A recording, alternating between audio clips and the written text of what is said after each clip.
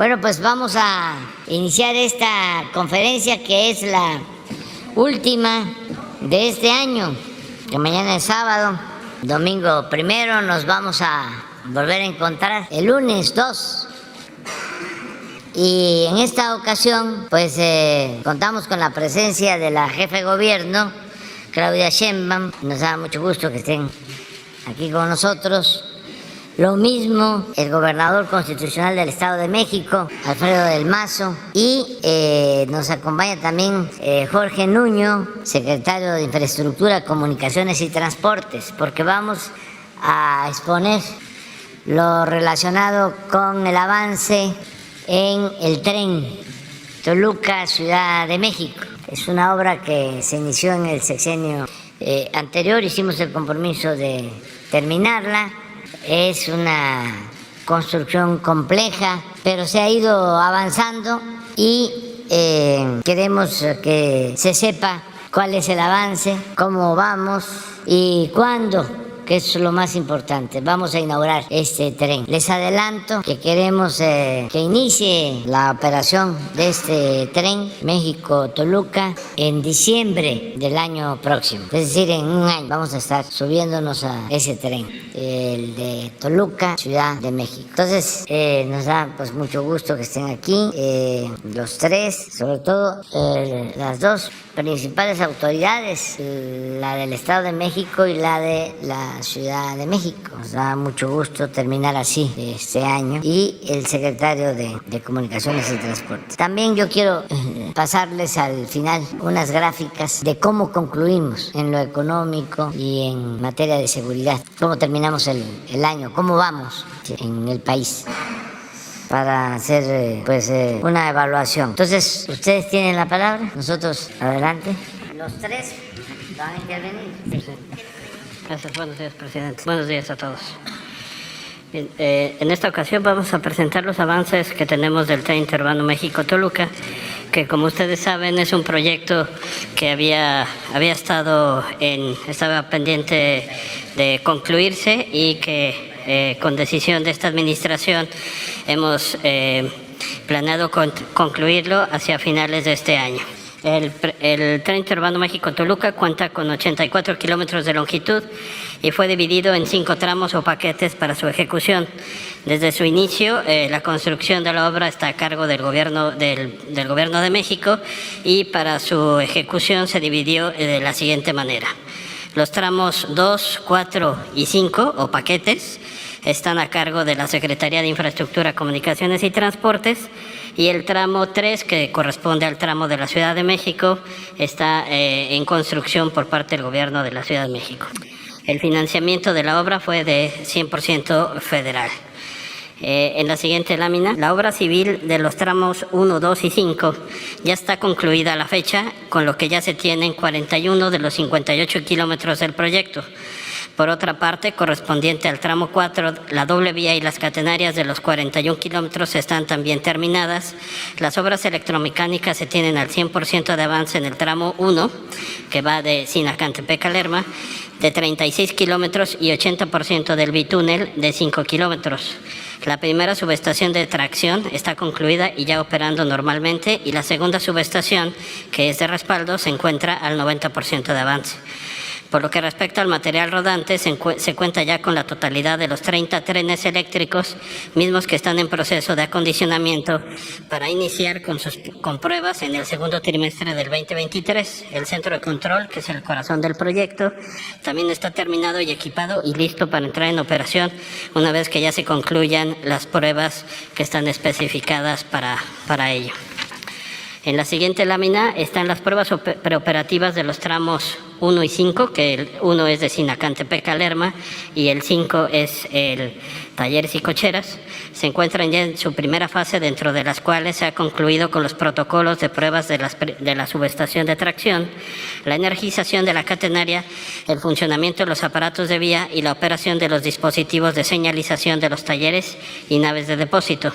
Asimismo, se encuentra en proceso de aplicación los protocolos de funcionamiento individual e integrado de aparatos de vía, de operación, los dispositivos de señalización, el funcionamiento de las antenas Wi-Fi y la continuidad de los cableados de telecomunicaciones en los 19 kilómetros del tramo de Sinacantepec a Lerma. Se realizan también los últimos trabajos sobre las vías para la liberación de esfuerzos internos de los rieles y la instalación de juntas de dilatación y el ajuste final. En la siguiente lámina se muestra un esquema en el que dentro del tramo 3, la Secretaría de Infraestructura tiene a su cargo 3 obras importantes, que es el viaducto atirantado, que es un viaducto en el doble voladizo, y la estación Vasco de Quiroga. La longitud de estas obras es de poco más de 1 kilómetro y tiene un costo de 1.966 millones de pesos y estarán concluidas hacia el segundo semestre del próximo año. Ahora entraré en los detalles de cada una de estas 3 obras. El primero es el viaducto atirantado, que se construye para garantizar la continuidad del abastecimiento de agua potable en el manantial de Santa Fe para cerca de 40,000 habitantes de la Ciudad de México. Es una estructura de concreto con 6 apoyos, un claro principal de 200 metros, siendo una solución de alta complejidad para un tren por estar en curva. Para su cimentación se han colado 112 pilotes de 32 metros de profundidad. Para darse una idea, 32 metros de profundidad es como hacer un edificio de 10 pisos. Contará con 2 torres principales de 65 y 75 metros de altura y requerirá 30,000 metros cúbicos de concreto y 6.400 toneladas de diferentes tipos de acero. Un modelo de esta estructura está siendo sometido a pruebas en el túnel de viento del Instituto de Ingeniería de la UNAM para revisar el efecto de las corrientes de viento sobre la misma para asegurar su estabilidad y seguridad durante la operación. Esta obra tiene 519 metros de longitud total y tendrá un costo de 1.148 millones de pesos. Actualmente tiene un avance de 26% y estará terminada para finales de julio de 2023. La siguiente obra es la construcción del viaducto en doble voladizo, que son 192 metros de longitud, 31 metros de altura, que es una estructura de concreto con un claro principal de 85 metros. Para su cimentación se colaron 17 pilotes de 40 metros de profundidad y contará con 2 apoyos principales y una junta de largo recorrido para el control de movimientos de la estructura en caso de sismo. Este viaducto requiere 5.700 metros cúbicos de concreto, 1.300 toneladas de acero de refuerzo, y esta estructura tendrá un costo de 274 millones de pesos y un avance de 42%. Estará terminada en el mes de marzo de 2023. Finalmente, la Secretaría construye la estación Vasco de Quiroga. Esta estación, aunque no estaba considerada en el proyecto original, fue agregada para atender a los vecinos del pueblo de Santa Fe, a los estudiantes de la Universidad de la Salud y a los visitantes de la nueva sección del Bosque de Chapultepec. Es una estructura de concreto de 208 metros de longitud, cuenta con 9 apoyos, 8 claros, 26 metros cada uno para su cimentación se colaron 59 pilotes, 24 metros de profundidad. La construcción de esta nueva estación requiere 11.000 metros cúbicos de concreto, 1.700 toneladas de acero de refuerzo y 1.360 toneladas de acero estructural. La estación tendrá un costo de 544 millones de pesos, tiene un avance del 45% y estará terminada hacia finales de junio de 2023. La construcción de la obra civil del tramo 3, que son los 16.7 kilómetros de longitud, están bajo la guía de la Ciudad de México, por lo que la información de esta la presentará la jefa de gobierno. Esto sería cuanto, y tendríamos un video adicional, presidente, de lo que ya tenemos avanzado en el tramo de Sinacantepec a Lerma. Construcción del tren interurbano México-Toluca.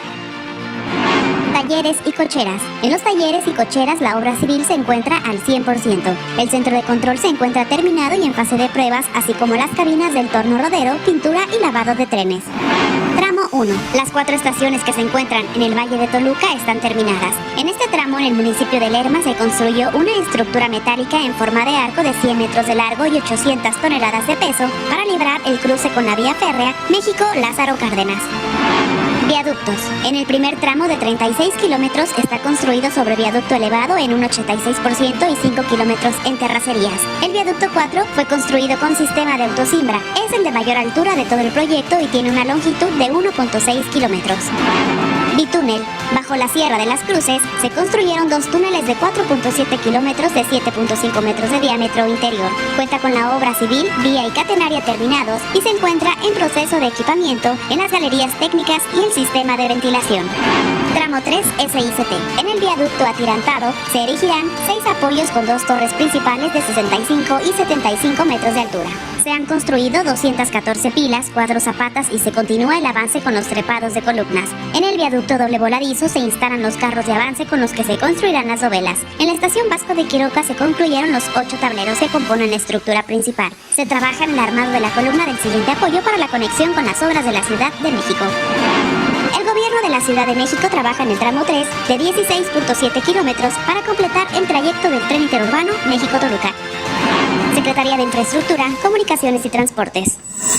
Buenos días, presidente. Buenos días a todos y a todas, gobernador, secretario. Este es el tramo que le toca al gobierno de la Ciudad de México. Presento esta primera lámina porque cuando llegamos al gobierno, esta parte de la obra estaba encargada a una empresa. Sin embargo, por diversas razones, esta empresa se fue retrasando en la construcción hasta que finalmente se llegó a un acuerdo con la empresa de una terminación anticipada de su contrato. Y entonces hoy son 11 empresas que están trabajando al mismo tiempo en 25 frentes de obra, que son estas empresas y su programa. Si me ayudan con la siguiente. Lo dividimos por las características de la construcción. Hay una parte que son estructuras metálicas. La estación Santa Fe, que está cerca del Centro Comercial Santa Fe, que ya va bastante avanzada. Un viaducto mixto 3, que se llama. Los viaductos se llaman viaducto mixto porque una parte es de concreto y otra parte es de acero. Y 2 celosías metálicas que tienen un avance ya importante. Esta parte de la obra, la terminación es en marzo del 2023 y se está realizando en este momento el montaje y la terminación de esta parte de la obra. Adelante. La otra parte son 2 dobles voladizos. Se le llama doble voladizo porque está la columna y se fabrica al mismo tiempo de un lado de la columna y del otro con unos carritos que van permitiendo el colado en sitio. Son largos dobles voladizos y hay un avance importante y esta fecha de terminación es en octubre del 2023. Adelante. Por otro lado está un viaducto de dovelas.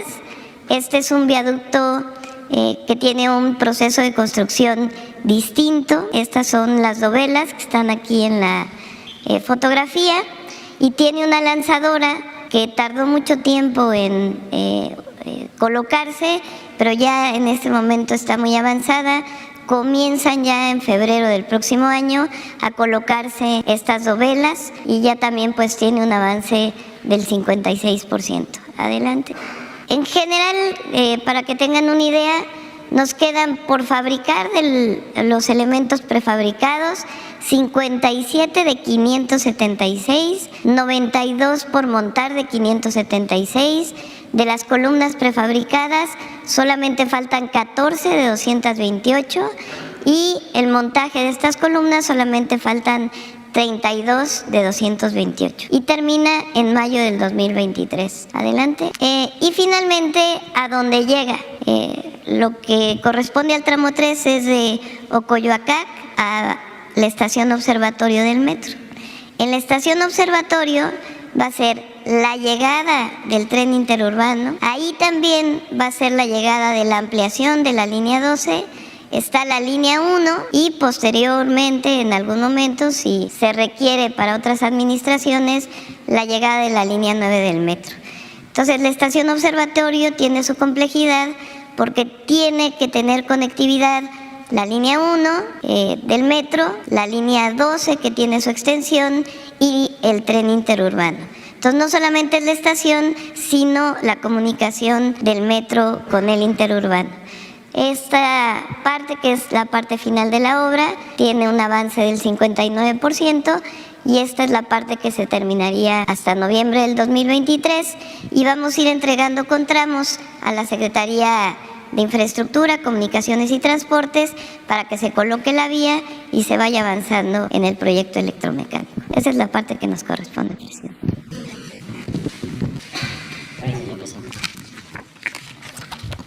Muy buenos días. Con su permiso, señor presidente.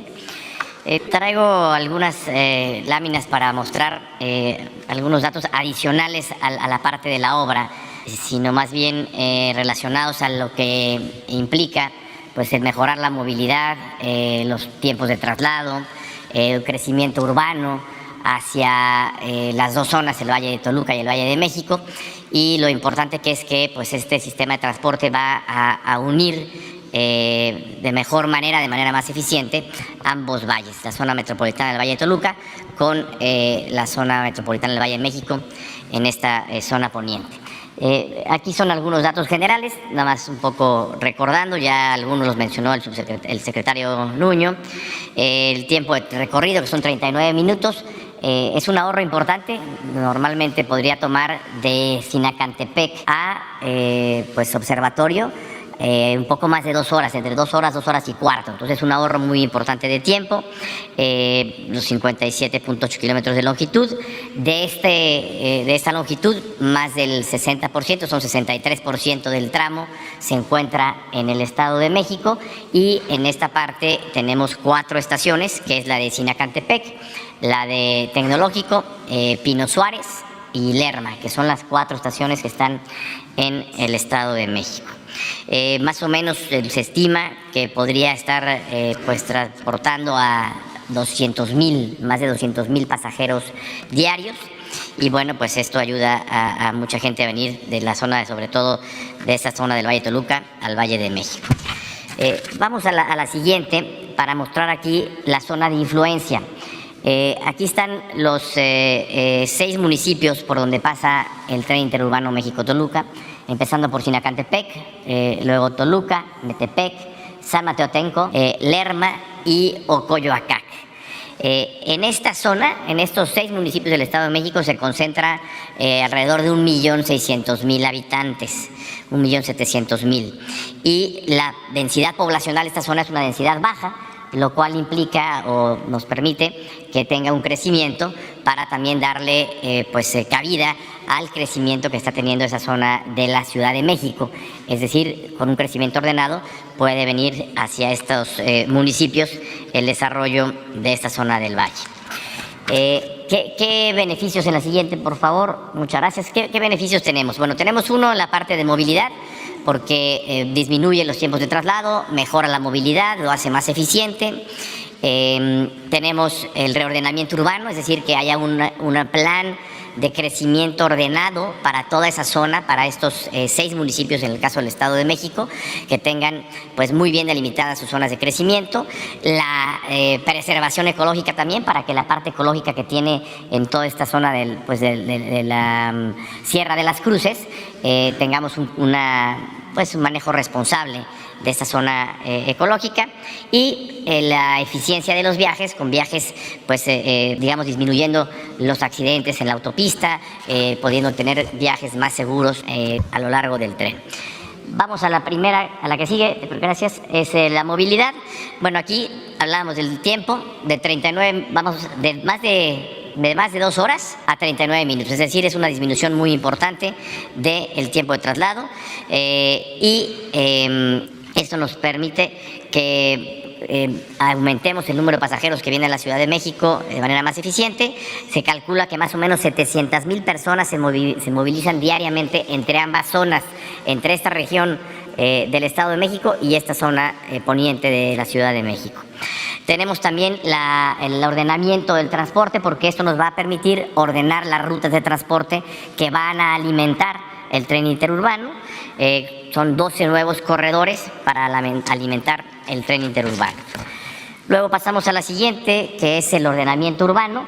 en donde a través de un plan se da el ordenamiento de esta zona para la densificación con ocupación de predios vacantes, el reciclamiento para la transformación del uso del suelo para un mejor aprovechamiento, la consolidación de espacios urbanos adecuados, fortaleciendo espacios públicos y equipamiento, mejoramiento en zonas deterioradas y conservación, como mencionábamos, en zonas de alto valor ambiental y en zonas de inundación. Ahí vemos cómo tenemos la capacidad para prácticamente duplicar la densidad urbana. Tenemos un crecimiento ordenado de viviendas y, por supuesto, la generación de empleo. En la siguiente hablamos de la parte de preservación ecológica. El tren interurbano permitirá la disminución de emisiones contaminantes por parte de vehículos y también se favorece la preservación de la Sierra de las Cruces. Se calcula que este transporte pueda sustituir cerca de 25,000 viajes de vehículo diariamente, y lo que eso pues disminuye en cuanto a contaminación y en cuanto a congestionamiento también vehicular por el tránsito en la autopista y en la carretera México-Toluca.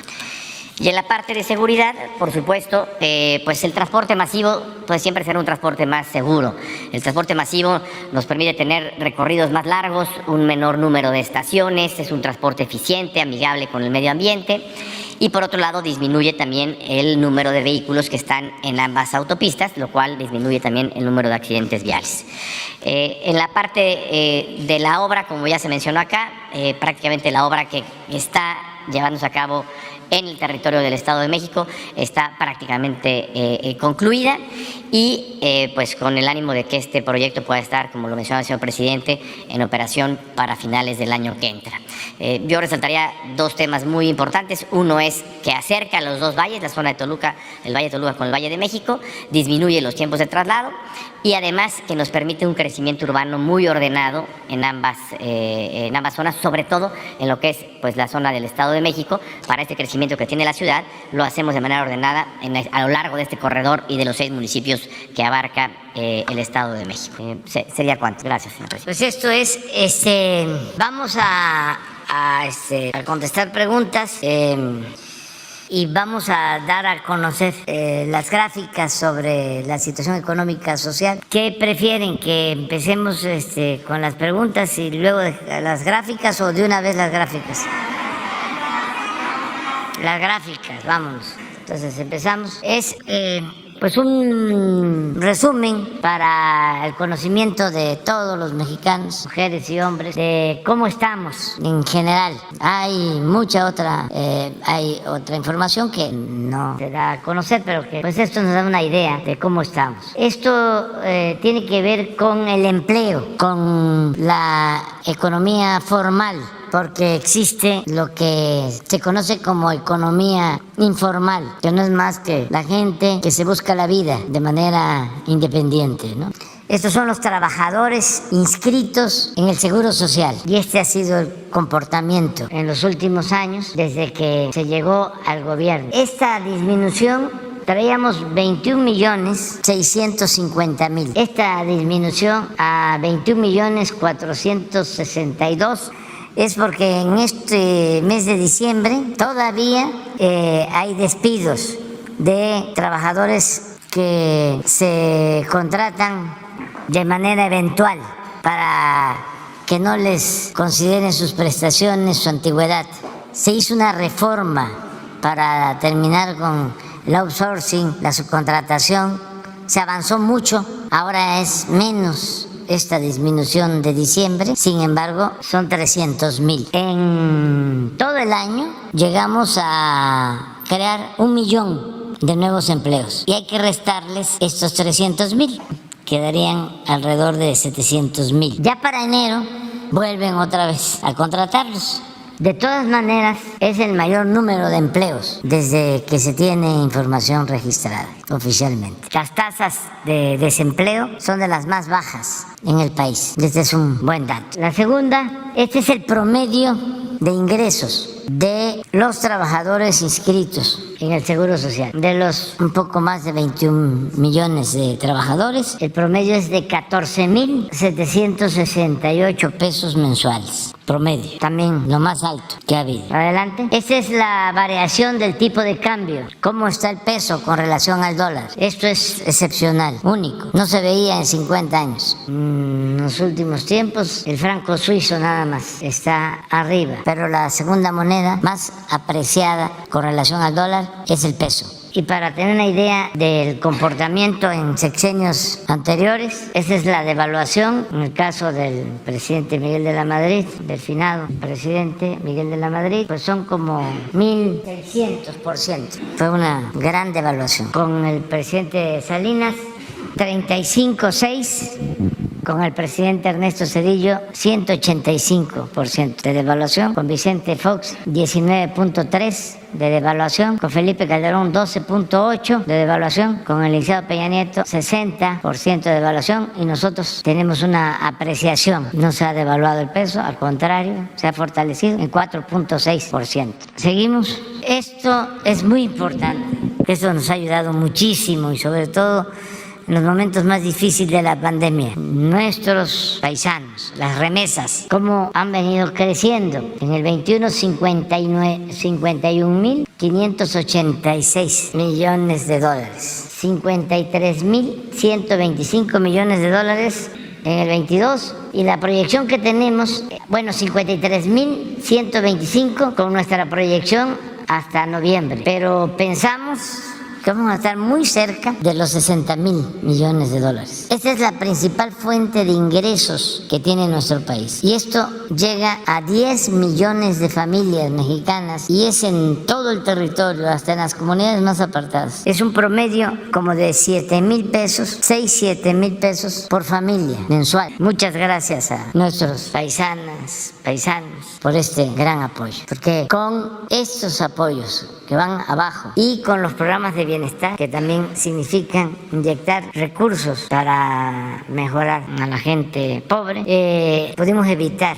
el que la gente no tuviese para lo básico durante la pandemia y pudimos evitar muchísimas cosas. Esto nos dio tranquilidad, estabilidad, no hubieron asaltos de comercios y se garantizaron los ingresos básicos para millones de mexicanos, sobre todo para la gente más humilde. Adelante. Esta es inversión extranjera, también récord. Esto tiene que ver mucho con el tratado con Estados Unidos y Canadá. Esto es lo que está llegando de inversión extranjera y también tenemos 32.147 millones de dólares. Aquí es muy importante también que se sepa que en los últimos meses ya desplazamos a nuestros amigos, vecinos, socios de Canadá y ya México es el principal socio comercial en el mundo de Estados Unidos. Y esto va a seguir creciendo porque México tiene una ventaja comparativa excepcional en el concierto de las naciones. Hay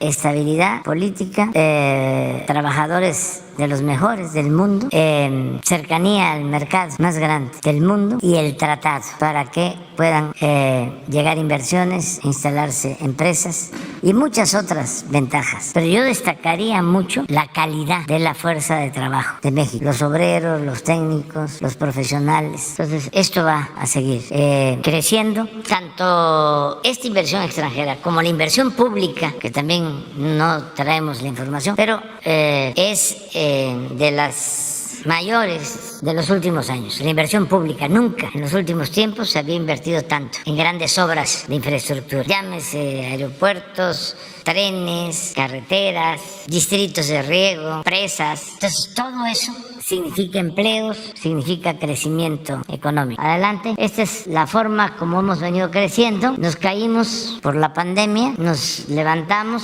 relativamente pronto y nos hemos ido recuperando. Ya tenemos más crecimiento que antes que la pandemia. Mi pronóstico es de que podamos crecer a una tasa promedio anual de cuando menos 3 puntos, 3% en lo que queda. Este año, el siguiente y el 24, lo cual nos va a permitir recuperarnos de la caída que tuvimos con la pandemia y no vamos a traer cero crecimiento en el sexenio, vamos a tener crecimiento, aunque sea de un poco más del 1% anual durante nuestro gobierno. Esto no es poca cosa para esa caída de 17.8% que no se veía desde 1933. Esto es lo que nos produjo la pandemia. Entonces, ahí vamos. Tenemos una ventaja adicional, que esto tiene que ver con lo cuantitativo, crecimiento. Y nosotros estamos poniendo el énfasis en el desarrollo, que tiene que ver con la distribución del ingreso. Entonces, puede ser poco crecimiento, pero con una mejor distribución del ingreso, de la riqueza. Y esto significa mejorar las condiciones de vida de los de abajo. ¿Cómo va a quedar demostrado? De que la gente con menos ingresos se beneficia más, porque todo el presupuesto, la mayor parte del presupuesto, está siendo orientada a atender las necesidades de la gente más pobre del país. Son grandes obras de infraestructura para el empleo y programas de bienestar para los pobres. Es una estrategia completamente nueva, distinta. Adelante. Esto es el crecimiento. Estamos hablando de un trimestre, pero en economía comparada, esto es China, 3.9. Estamos en un mundo raro, porque para que China tenga 3.9, sus crecimientos eran del 10. Estamos enfrentando una crisis mundial en lo económico. Primero la pandemia, luego los efectos de la guerra. Esta es Colombia, que nos da mucho gusto, que se está recuperando. Y aquí estamos nosotros, tercer lugar. Este es Canadá, Estados Unidos, Italia, Portugal, este es Brasil, Portugal, Corea del Sur, Alemania, España, Bélgica, Francia. Y ya con decrecimiento, Austria, Turquía, Reino Unido, Países Bajos, Japón. Adelante. Esta es inflación. Esto es algo que tenemos que cuidar. Afortunadamente ya logramos una pequeña disminución. Fue clave tomar la decisión de mantener un subsidio a las gasolinas y al diésel, porque aumentó el precio del petróleo crudo a $100 barril. Teníamos un estimado de $60. Entonces ese excedente decidimos utilizarlo, una parte, para destinar $15,000 millones a subsidiar el precio de la gasolina y el diésel. De todas maneras, en el balance, Pemex ganó, aún con ese subsidio. Y eso nos permitió, porque todo el mundo lo sabe, no hace falta ser economista, todo el mundo sabe que si aumenta el precio de las gasolinas, se va todo para arriba. Y además se presta a que se genere un ambiente de desconfianza, de desorden. Se utiliza como pretexto que hay inflación y entonces empieza una espiral de aumentos de precios incontrolable. Entonces nos ayudó mucho ese subsidio. Si no hubiésemos tomado esa decisión heterodoxa, que no tiene que ver con las fórmulas neoliberales ortodoxas, esto fue único de los pocos países del mundo. Luego sí nos siguieron otros que tuvieron que aceptar de que no podía aumentar la gasolina tanto. En el caso de nuestros amigos, vecinos de Estados Unidos, que la gasolina se incrementó mucho, llegó a costar más que en México. Venían a cargar a la frontera gasolina porque era más barata nuestra gasolina. Ahora estamos iguales. Al principio no querían subsidiar, pero terminaron estableciendo un subsidio, y eso ayudó mucho en Estados Unidos, y también en Europa se hizo lo mismo. Adelante. Esta es la inflación en el mundo. Chile trae una inflación de 13.3, Colombia 12.5, Reino Unido 10.7, Alemania 10, nosotros 7.8, Estados Unidos 7.1, España 6.8 y Brasil 5.9. Así estamos. Esto es lo que tenemos que estar cuidando. No sé si viene otra lámina. Esta es nuestra composición. Cuando hablaba yo del subsidio de las gasolinas, es esto. Sector energético nos significa a nosotros solo el 0.2, a Estados Unidos el 1. Estados Unidos, antes de que tomaran la decisión del subsidio, le significaba como 3. Nosotros donde tenemos dificultad es los alimentos, aunque aquí hemos ido bajando, porque también de manera heterodoxa hemos llevado a cabo varias acciones. En lo ortodoxo, cuando hay inflación, lo que hacen los tecnócratas, con todo respeto, es aumentar las tasas de interés, parar la economía. Es como si un carro se calienta y para que no se caliente, que eso es la inflación, se apaga, se para. Entonces ya no hay inflación, pero no hay crecimiento. Ya el carro no camina. Aquí, como se dice coloquialmente, el chiste es que el carro camine sin calentarse, sin que haya inflación. Entonces, los bancos centrales lo que hacen es aumentar la tasa, como se ha hecho aquí, en Estados Unidos y en Europa y en todos lados. Pero solo eso. Nosotros ya tenemos un plan antiinflacionario que concertamos, que convenimos con industriales, con comerciantes. Definimos una canasta básica de 24 productos sin imponer nada. Se llegó al acuerdo con industriales, con distribuidores, con comerciantes, de que esa canasta iba a costar 1,039 pesos y hemos logrado que se mantenga esa canasta, incluso que esté bajando. Además de eso, estamos impulsando la producción de alimentos, de básicos. Por eso se tomó la decisión de que ya el año próximo se entregan de manera gratuita todos los fertilizantes a los pequeños productores. Vamos a entregar fertilizantes gratuitos a 2 millones de productores para la siembra fundamentalmente de maíz, de frijol, de arroz, de cultivos básicos. Entonces, además de esto, también se establecieron convenios para abrir la economía, quitar aranceles y poder traer alimentos más baratos de otras partes del país, del mundo al país. Entonces, esto lo estamos trabajando, pero es el tema fundamental. Luego, pues los salarios. Nos sentimos muy orgullosos de que en 40 años no había sucedido esto. Lo que está pasando, este incremento en el salario mínimo. A partir del día primero, el incremento al salario mínimo desde que llegamos es del orden del 90% en términos reales. Adelante. Esto es lo mejor para medir el salario, porque aquí va incluida inflación. Cuando llegamos, un salario mínimo alcanzaba para 3 kilos 100 gramos de frijol y ahora ya con el nuevo salario para 5 kilos 200 gramos. Esto ya contempla inflación. Huevo 3 kilos 200 gramos cuando llegamos. Ahora 4 kilos 700 gramos. Tortilla 6 kilos y medio alcanzaba. Ahora, a pesar de la inflación, del aumento, para 10 kilos 200 gramos. Adelante. Esta es deuda neta en billones de pesos al tercer año y 9 meses de gobierno. Lo mismo, menos deuda que el gobierno de Fox, que el gobierno de Calderón y que el gobierno del licenciado Peña Nieto.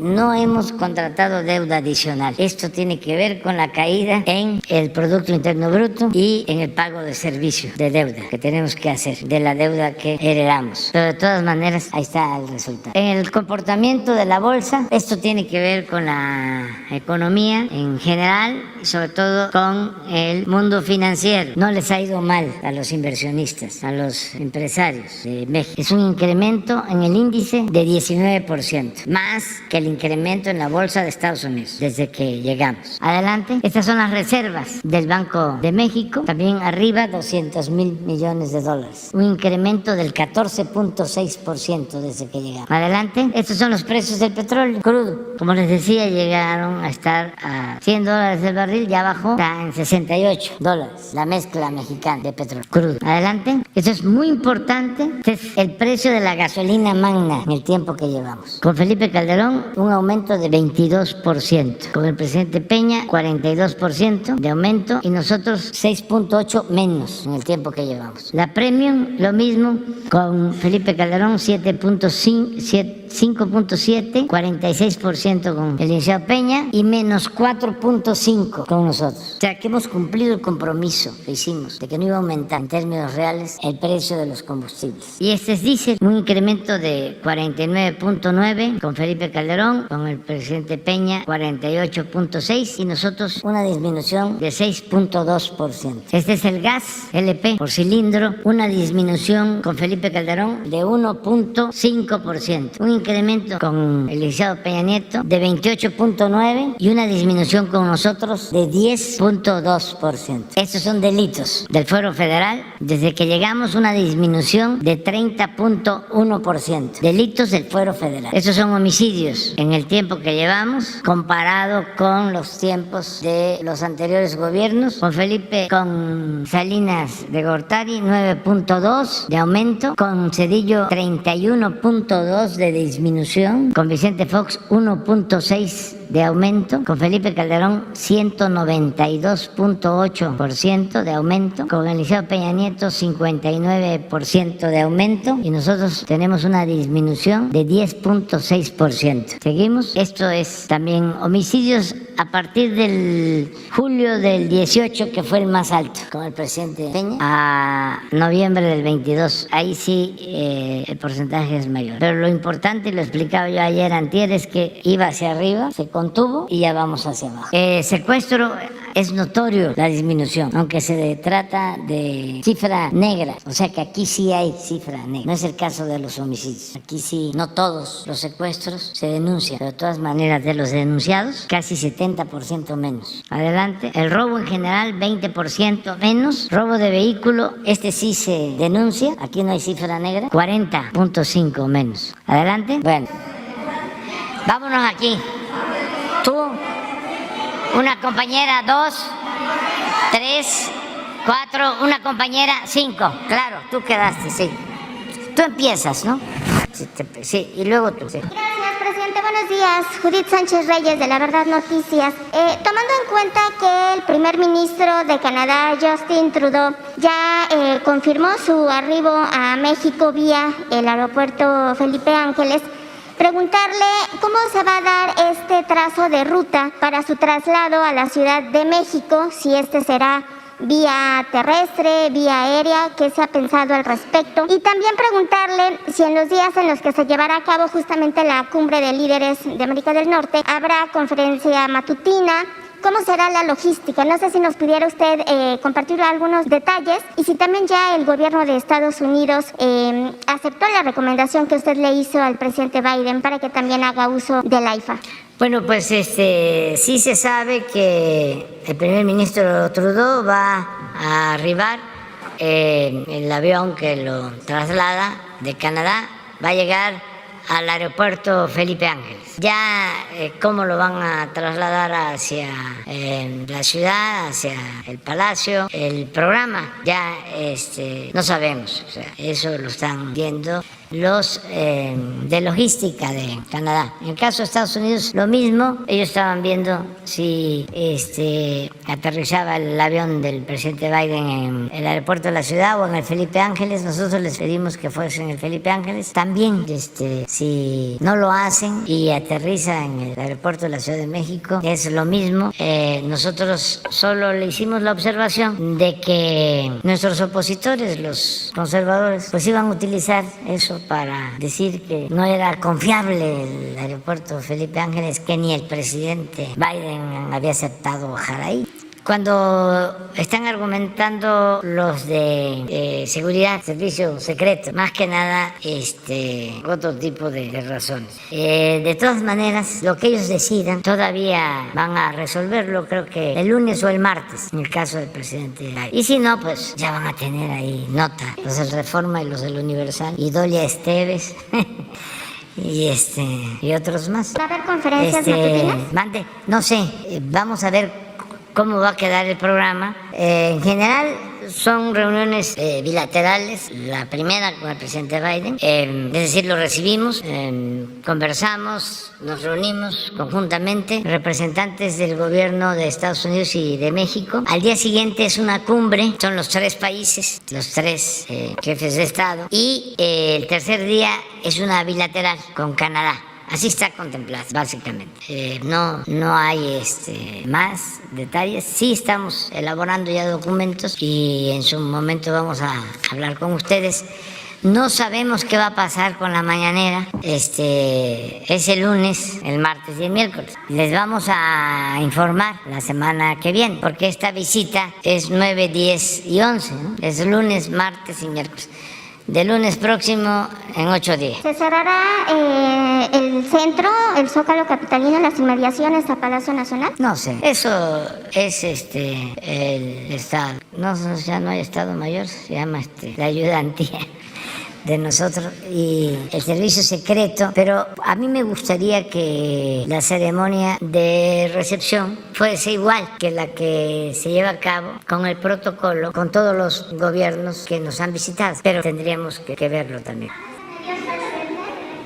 ¿Algún mensaje a la prensa de sus reuniones bilaterales y de la Pues yo pienso que sí, si no lo hacemos los jefes de Estado, van a hacerlo los cancilleres, pero sí va a haber información constantemente y nosotros tenemos la obligación de informar al pueblo de México, ya sea por este medio o en conferencia especial o conjunta, sí, pero sí se va a informar.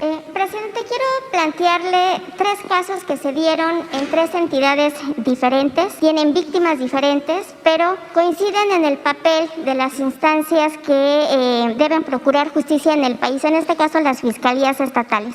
El primer caso es el del señor Jorge Claudio, que la semana pasada perdió la vida cuando fue arrollado por una persona que iba a exceso de velocidad y en estado de ebriedad en el municipio de Cuautitlán Izcalli, en el Estado de México. A pesar de existir las pruebas y los videos, la Fiscalía Estatal lo liberó. Es un tema que si bien compete al gobierno del Estado de México, y también me gustaría si pudiera dar alguna información al gobernador que está presente el día de hoy, porque la Fiscalía, pues aunque es, digamos, estatal, pero es una máxima autoridad a la que recurren las familias, en este caso también las víctimas, que son los familiares de este señor que fue asesinado. Y al ser también un delito grave y que no fue considerado así, dado que el conductor iba en estado de ebriedad, huyó del lugar, no auxilió a la víctima, y a pesar de que ya se habla de una, digamos, indemnización de 230,000 pesos que está dando, creo que el seguro de esta persona, lo dejaron libre. Ayer se hizo una manifestación en ese municipio. La familia pide su intervención como gobierno federal, aunque como le comento, sí es un caso que le compete al gobierno del Estado de México, pero me gustaría saber cuál es su postura y también saber de viva voz del gobernador Alfredo del Mazo cuáles son las acciones que se van a hacer justamente para poder apoyar a esta familia, porque pues se quedaron sin el sustento. Era el jefe de familia quien murió. Sí, tengo conocimiento desde luego del hecho. Yo pienso que esto corresponde al gobierno del Estado, de manera específica a la Procuraduría o Fiscalía del gobierno del Estado de México, y le tenemos mucha confianza al gobernador del Estado de México, Alfredo del Mazo. Seguramente él ya está viendo este asunto o puede revisarlo. Alfredo es sensible, sabe que no deben de cometerse injusticias, y me gustaría que él nos explicara, y yo lo apoyo. Quiero comentarles también, aquí un compañero hizo una denuncia, no sé si esté compañero periodista, de un colega periodista del Estado de México, y bueno, pues tenemos la buena noticia, precisamente por la actuación de la Fiscalía del Estado de México y del gobernador, que ya hoy sale libre. Bueno, todavía va a estar sujeto a proceso, pero ya va a estar en libertad el día de hoy. Ya nos los acaba de informar la secretaria de Seguridad Pública. Pero esto tuvo que ver con una decisión de las autoridades del Estado de México. ¿Quién fue el que lo planteó? Sí. Bueno, pues eso, ya nada más para informar. Tenemos incluso la ficha. ¿Quieren primero la ficha y luego el...? Primero el gobernador, por favor. Bueno, muchas gracias, señor presidente. Vamos a pedirle a la Fiscalía del Estado de México que está atendiendo este asunto. Por supuesto, como decía el señor presidente, pues no debe haber ninguna injusticia y pues no debe de pasar sin ninguna consecuencia este tipo de situaciones. El hecho que pasó en el municipio de Cuautitlán. Y bueno, pues vamos a estar ahí acompañando a la familia y apoyándolos en lo que se pueda, por supuesto. Así como pues pedirle a la Fiscalía del Estado que atienda el caso, que lo revise nuevamente, y si esta persona fue dejada en libertad, como lo mencionó hace un momento, pues que la misma Fiscalía pueda revisar el asunto a fondo. ¿Qué acompañamiento le van a dar a la familia? El respaldo que la familia requiera en todo el acompañamiento legal, por supuesto, y pues el acompañamiento con la misma Fiscalía, y si podemos apoyarles además en algo aparte en cuestiones económicas, lo haremos con todo gusto. ¿Lo recibiría? Por eso vamos a pedirle a la Fiscalía que pueda pues, revisar este caso y que pueda pues, ver por qué se dio esta liberación y que lo pueda revisar nuevamente el fiscal del Estado de México. Con todo gusto. El Estado de México presenta graves índices de violencia y obviamente actos de violación que no se atienden casos de violación, de asesinato, de desaparición de personas. ¿Cuál es su evaluación como gobernador de esa institución?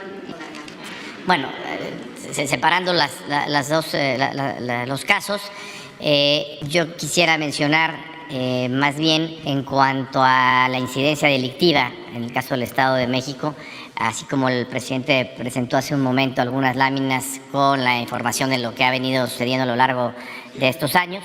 Estamos cerrando el año en el caso del Estado de México con una disminución en el índice delictivo general de cerca de un 3.5% en la mayoría de los delitos, es decir, en el índice delictivo general.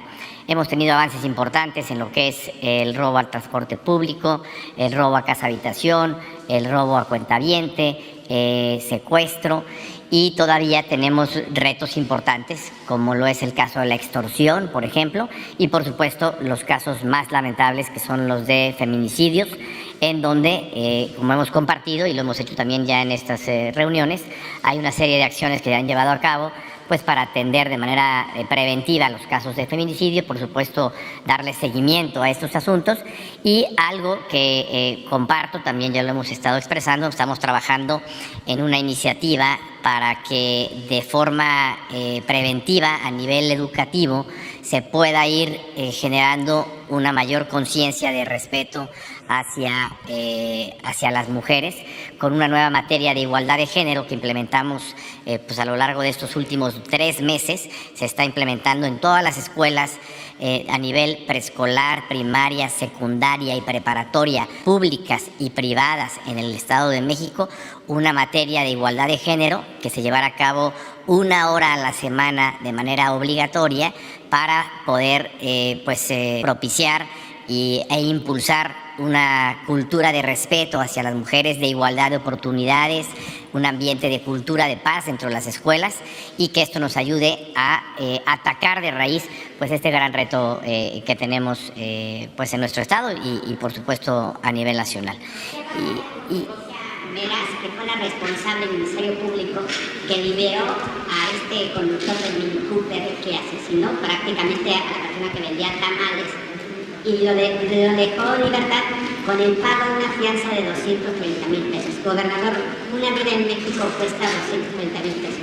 Por supuesto que hay que revisar el caso a fondo para ver por qué determinó esto el Ministerio Público, y yo le pediría al fiscal del Estado, a la Fiscalía del Estado de México, que pudiéramos revisar este asunto a fondo para poder informarles qué es lo que puede proceder, y por supuesto que no amerita esta situación el que haya que se haya determinado esa resolución. Gobernador. Perdón. Yo hoy mismo le estoy pidiendo a la Fiscalía del Estado que pueda emitir la información correspondiente y que la pueda dar a conocer con todo gusto. Con todo gusto, sí. A ver, presidente, mi segundo planteamiento. Sí, no lo escuché, perdón. Sí, en este caso, ¿va a hablar usted con el fiscal? Sí. Lo va a buscar el día de hoy. Hoy mismo, y en un momento más tarde, le pediría al fiscal que pueda dar la información correspondiente, que pueda primero ampliar por qué se dio esta resolución por parte del Ministerio, y que podamos ver cuáles son los pasos a seguir hacia adelante por parte de la Fiscalía, con todo gusto. Y le agradecemos mucho a Alfredo y confiamos en él, y estos compromisos se van a cumplir, el que se va a revisar el caso, el que si es necesario y lo solicita la familia, él va a recibirlos y se va a hacer justicia. Muchas gracias. Vamos a ver la ficha, si les parece, porque también es lo mismo, ¿no? Y agradecerle. A ver, Jesús, ¿por qué no lo explicas? Es tu colega, porque periodista de las redes que ha hecho denuncia ciudadana y ha sido muy activo y que tiene muchos seguidores. Fue detenido el 8 de octubre de 2022 por policías municipales de Toluca, en Estado de México, por una acusación de secuestro exprés, extorsión en agravio a un menor, y fue recluido en el penal de Santiaguito, en el municipio de Almoloya, así como por un supuesto por haberse sustentado como miembro de una institución de seguridad pública. Todo eso él lo desmiente. Sin embargo, su familia, la familia del periodista, aduce inocencia y dice que él siempre ha denunciado casos de corrupción, no solo de policía del Estado de México, sino de extorsiones de comerciantes, etcétera, ¿no? Entonces, lo que sigue. A partir de que se hizo aquí la presentación de la denuncia por la compañía del Estado de México, el presidente de la República giró instrucciones a la secretaria de Seguridad Pública, Rosa Isela Rodríguez, quien atendió a la familia, y tomaron 4 acuerdos para hacer 4 acciones que de inmediato se llevaron a cabo. La primera fue: se designó un equipo especializado para revisar la carpeta de investigación, en la que se detectó inconsistencias en los expedientes y en las investigaciones. En segundo lugar, se mantuvieron reuniones con los padres de Irving y sus abogados para trazar de forma coordinada la línea jurídica para robustecer su defensa. La tercera línea de acción: se acordó con la Fiscalía General de Justicia del Estado de México realizar los trámites necesarios que permitieran a Irving obtener un cambio de la medida cautelar por razones debido a su estado de salud, y la Fiscalía General de Justicia del Estado de México se comprometió a solicitar ante el juez de control el cambio de la medida cautelar de prisión preventiva oficiosa al uso de un brazalete electrónico, con lo cual podrá llevar a cabo, continuar su juicio, su proceso en libertad. Y en cuarto lugar, pues se hizo llegar a todos los elementos de prueba al Poder Judicial en coordinación con la Fiscalía General de Justicia del Estado de México y la Secretaría de Seguridad del Estado. Por último, 29 de diciembre, o sea, el día de ayer, el Poder Judicial determinó favorable el cambio de prisión preventiva oficiosa a la colocación de un localizador electrónico o brazalete, así como la prohibición de acercarse a las víctimas y salir del municipio de Toluca. De tal manera que está en proceso de liberación Irving García.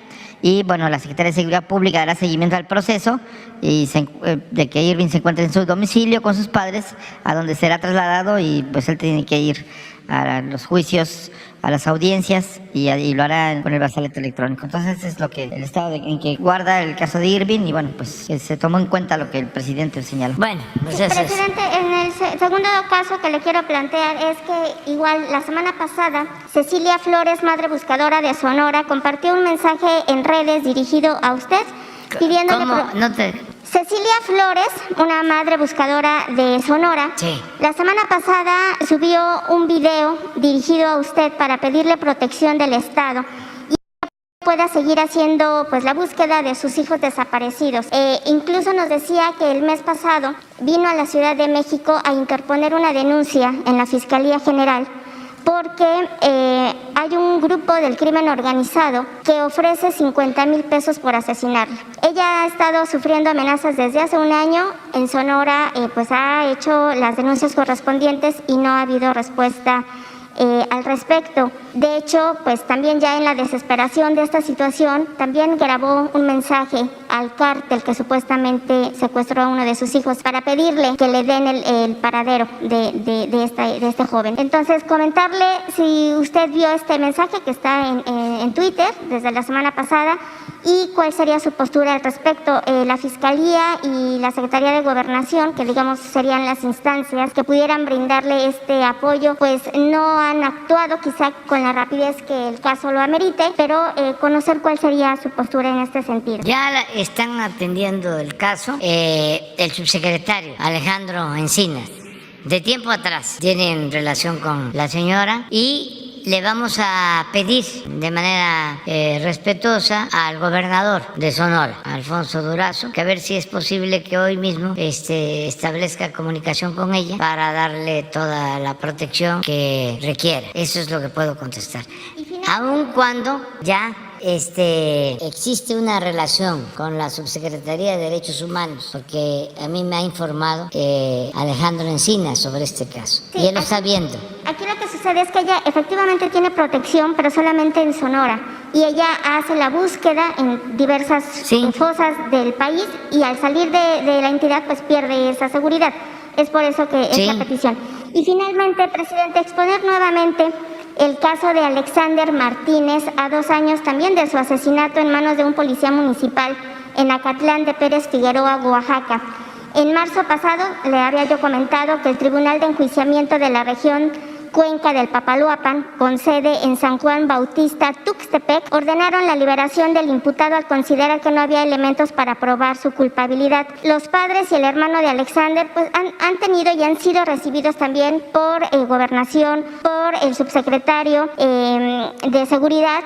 Sin embargo, el caso no avanza. Sobre todo ahora, pues hay incertidumbre porque el fiscal Arturo Peinbert la semana pasada presentó su renuncia y la familia ahora piensa que quizá con este cambio y también con el cambio de gobierno que se dio allá en Oaxaca, el caso nuevamente pueda empezar de cero y de por sí que es un caso que fue muy viciado. Se eliminaron pruebas en contra incluso de otros policías que no fueron detenidos, que no fueron encarcelados y que siguen en funciones en ese lugar de Oaxaca. Entonces, finalmente son 3 temas, como le comenté al principio, con circunstancias diferentes, víctimas diferentes, pero el común denominador es justamente el papel de las fiscalías estatales. Entonces, en ese sentido también preguntarle cuál sea su opinión al respecto, qué es lo que se necesita hacer y sobre todo qué tienen que hacer las familias para realmente que haya justicia y se aplique la ley. Muchas gracias. Bueno, en este caso de Oaxaca, lo mismo. Le vamos a pedir al gobernador Salomón Jara que nos ayude. Si la familia le tiene confianza al procurador que salió, si le tienen confianza, pues no habría problema porque ese abogado, ese procurador, está trabajando en el gobierno federal, está ayudando ese procurador Peinbert, sí, y ha estado ayudando en otros casos. Por eso, así como hay procuradores que son cuestionados, este procurador no terminó mal. Esa es mi apreciación. Del Estado, del Tribunal Superior de Justicia del Estado. Sí, por eso vamos a pedir al gobernador que también con respeto a la autonomía del Poder Judicial de Oaxaca se atienda este asunto. Y ¿qué recomiendo yo?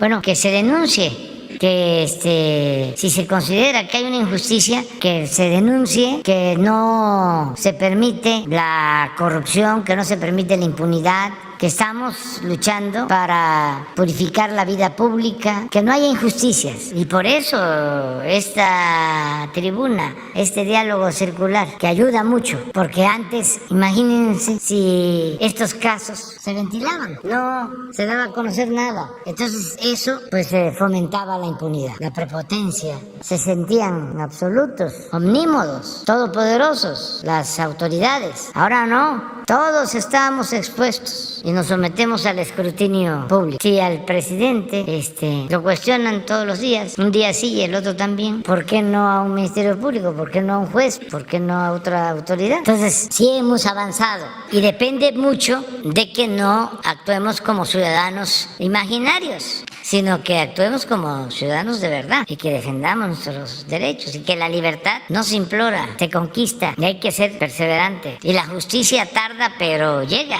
cuando se lucha por un cambio, por una transformación. Entonces, vamos a ver los 3 casos y estoy seguro que se va a avanzar. Vamos. Buenos días, gracias, presidente. Ernesto Ledesma, de Rompeviento TV, secretario, gobernador, jefa de gobierno, buenos días. El primer tema que quisiera, de los 2 que voy a abordar, es el caso de una joven que se llama Kenia Hernández, una activista indígena que lleva presa desde el 18 de octubre del año 2020 con los cargos señalada por ataques a las vías generales de comunicación, según Capufe. Aquí tiene que ver con 2 dependencias, tanto la federal como la del Estado de México. Además, considero providencial que esté aquí el secretario de Comunicaciones y Transportes y el gobernador, porque mejor imposible para abordar este tema. Todos los cargos son susceptibles de acuerdo reparatorio, todos los casos. En lo que toca a los cargos federales, se le acusa a Kenia de haber obstruido el paso, o más bien liberado las plumas de 4 casetas de Acapulco, de 3 casetas de Guanajuato y una caseta de Morelos. El Estado de México, el gobierno del Estado de México le ha hecho cargos por robo, por violencia, y presentaron 2 testigos, uno que la señala de haberle robado 500 pesos y otro un celular. En esos 2 casos y señalada en las casetas Las Américas de Catepec y la caseta La Hortaliza de Almoloya, ha sido sentenciada por cada caseta a 11 años de prisión, es decir, 22 años de cárcel, y está recluida en un penal de máxima seguridad. Este caso ya se lo habían planteado usted hace un tiempo. Ambas casetas son concesionadas por OHL, hoy Aliática, y en el caso de Kenia Hernández, también el abogado de Kenia, pues también presentaron una situación de asuntos de género en el caso de Kenia, y el juez encargado del caso, el maestro José Miguel López Rodríguez, juez de distrito especializado en el sistema penal acusatorio, pues señaló que ante la aplicación de perspectiva de género para llevar este proceso, ha sido negativa la respuesta, y eso ha sido porque es considerada en la argumentación del juez que la aplicación de perspectiva de género solo aplica a mujeres sumisas y que Kenia, por ser insumisa, no aplica. Ese mismo planteamiento hizo la funcionaria de la Secretaría de Comunicaciones y Transportes, donde además esto que estoy comentando consta en videos, y la funcionaria y la Secretaría de Comunicaciones y Transportes, a través de Capufe, dicen que Kenia es literal, por ser una mujer muy inteligente, es muy peligrosa y que por eso no puede estar libre. Esto con motivo de que Kenia tiene una licenciatura en Derecho. Es un caso de una joven indígena que no tendría ni siquiera que estar presa, mucho menos llevar 2 años presa, y si hubiera voluntad por parte de ustedes, ella podría salir hoy mismo.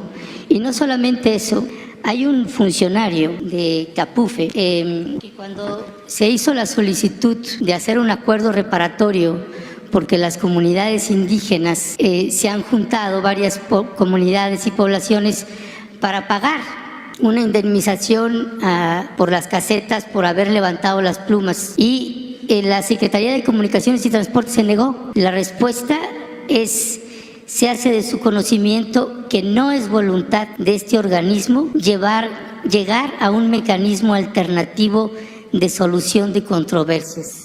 Y eso lo dice el licenciado José Manuel Campuzano Villegas, director jurídico de Capufe. Ni siquiera quieren sentarse a un acuerdo reparatorio para que esta joven pueda ser liberada incluso hoy mismo. Y pues consideramos que sí es uno de los casos flagrantes de tremenda injusticia hacia Kenia Hernández, hoy actualmente presa, y no se entiende además el ensañamiento que hay contra esta joven. Ese sería el primer caso en donde hay instancias federales y estatales que podrían intervenir en este caso. Y aprovechando la presencia del secretario de Comunicaciones y Transportes y del gobernador, preguntaría a propósito de esta empresa OHL, que ha sido señalada en múltiples ocasiones por el presidente Andrés Manuel López Obrador por actos ilegales en administraciones pasadas, sobre el caso del viaducto Bicentenario. Y la pregunta sería, ¿el viaducto Bicentenario de quién es? ¿Es de la Nación o es de OHL Aliática, hoy Aliática? Porque el abogado Paulo Díez Gargari ha demostrado en varios momentos pues que ese es un acuerdo que es inconstitucional, y que esa autopista y que esa vía tendría que ser de la Nación, y que si se generan ingresos tendrían que ser para la Nación, no para una empresa privada. Ese sería el planteamiento del primer tema y la pregunta que haría. No sé si hubiera alguna respuesta. Sí, mira, yo pienso que este caso podría verse con Rosa Isela Rodríguez, que es la encargada de ver este asunto, y pues el licenciado Nuño estaría en condiciones de ayudar en esto. Tengo yo antecedentes.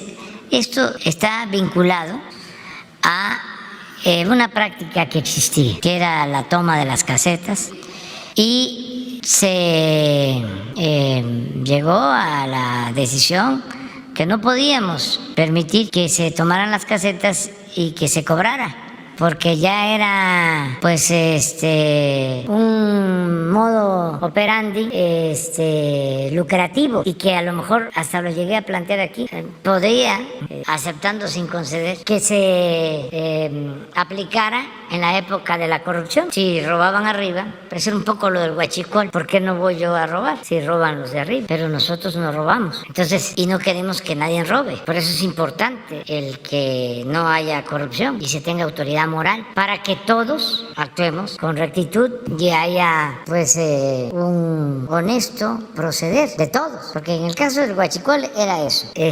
Si arriba roban, incluso se hacían de la vista gorda o actuaban en complicidad. Entonces eso ya no existe. El caso de las casetas, las tomaban todas. Recuerdo que todavía hasta el año pasado tenían todas las de Nayarit, todas las de Sinaloa, todas tomadas, y cobraban, y era un negocio particular de grupos. Entonces dijimos no, porque sean carreteras de Capufe que tengan que ver con el gobierno y que sea presupuesto público, que es dinero del pueblo, o concesiones de una u otra manera, no se puede permitir. Esto es ilegal. Entonces, que se revise el caso. Hay asuntos así, en donde, como antes se toleraba, se permitía, y ya no se acepta, pues ya también quienes cometen esos delitos están dispuestos a cambiar de actitud, y eso permite el que se pueda dar facilidades, rectificar. Es parte de la readaptación, de decir, estaba yo mal, ahora ya son otras condiciones, es otra realidad, y también pues dar facilidades, porque no se puede ser pues estricto, ¿no?, en exceso. ¿Sí? No se puede aplicar un Estado con leyes draconianas. O sea, es la ley para el hombre y la mujer, no la mujer y el hombre para la ley. Entonces eso lo hacemos hoy mismo, hoy en la mañana. Se dio a conocer un caso que se va a tratar el martes, de una mujer indígena que se le va a dar libertad, parecido, y se acordó de que se trata el martes, y constantemente estamos haciendo eso, estamos liberando a mucha gente inocente, quienes no tuvieron buenas defensas, quienes fueron torturados, quienes no son sentenciados y llevan años. Entonces estamos tratando este asunto. Pero ¿por qué no pones la lámina de las casetas? Esto es dinero en una buena proporción, en una buena cantidad del pueblo. Con esto es que financiamos el desarrollo, con esto ayudamos a los pobres. El presupuesto no es del gobierno, el presupuesto es del pueblo. Y nosotros, como funcionarios, como servidores, lo que tenemos que hacer es cuidar el dinero del pueblo. De hecho, presidente, cuando se tomaron estas medidas y se endurecieron pues las leyes en lo que toca a la toma de casetas, en el caso de Kenia es año 2019 y 2020, antes de que se endurecieran las leyes. En el caso de ella, ni siquiera aplica en esa parte. Entiendo lo que está usted planteando, lo respeto también, pero en el caso de ella ni siquiera todavía se endurecían esas leyes. Y dos, en lugar de cobrar, levantaban las plumas. Y la acusación que le decía OHL Aliática es que habían perdido 7,000 pesos. Y esa joven, Kenia Hernández, lleva 2 años. Vamos viéndolo. Y te ofrecemos de que se le va a dar un trato justo y lo va a atender Rosa Isela. Y lo de OHL y la otra empresa, pues es una polémica que traen ellos, un asunto que lo debería de revisar Jorge, ¿no? O sea, ya sea a lo que te refieres. Una explicación de legalmente a quién pertenece el viaducto Bicentenario, ¿no? Que haya de parte de Comunicaciones un dictamen sobre el tema. Yo coincido, porque es un abogado que sostiene que la concesión que recibió OHL es ilegal y que por lo mismo, aunque ya OHL transfirió sus derechos a otra empresa, Aliática, que es la misma, son los mismos dueños. Sí, o ya cambió de nombre. Esta empresa, por la falla de origen, no debería de cobrar. Así es, ¿verdad?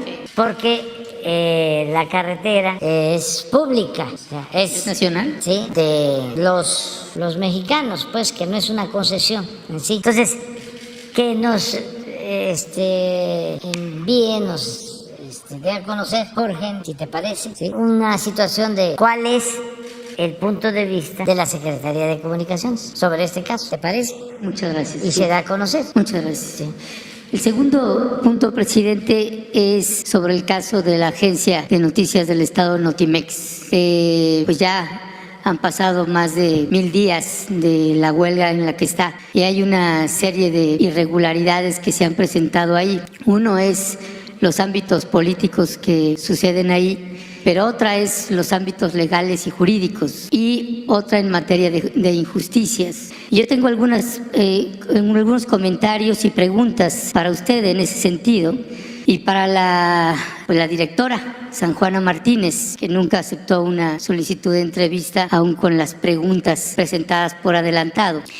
Y es que, pues, ¿qué ha pasado con la corrupción que había en Notimex? ¿Quién está pagando las consecuencias? No ha habido nada contra el exsecretario de Notimex, Conrado García Velasco. De hecho, la dirección de Notimex ni siquiera lo menciona en ningún lado. ¿Qué pasó ahí? Había tantos señalamientos cuando usted presentó a San Juana Martínez que se iba a combatir ahí la corrupción. Pues no hay nada en ese sentido. ¿Qué ha pasado? Ha habido auditorías con los exdirectores de Notimex, el manejo que hubo en esa agencia que sabemos no solamente del sindicato, sino también de la dirección, de las direcciones pasadas, y lo trasladaría a esta también. Viendo los presupuestos que son asignados a la agencia Notimex, la huelga estalló el 5 de marzo de 2020, legalmente constituida la huelga. Y no se entiende por qué sigue ejerciendo los recursos una agencia que está en huelga. Por ejemplo, en el año 2020, que es cuando entró en huelga, tenía un presupuesto de 180 millones, la huelga fue en marzo. A partir de marzo no podría ningún trabajador ni trabajadora ejercer los recursos hasta que se resuelva la huelga. Sin embargo, se entregan los recursos, se usan los recursos y después en el año 2021 se le asignaron 158 millones. En el 2022, 228 millones y para el año 2023 se le han asignado 195 millones.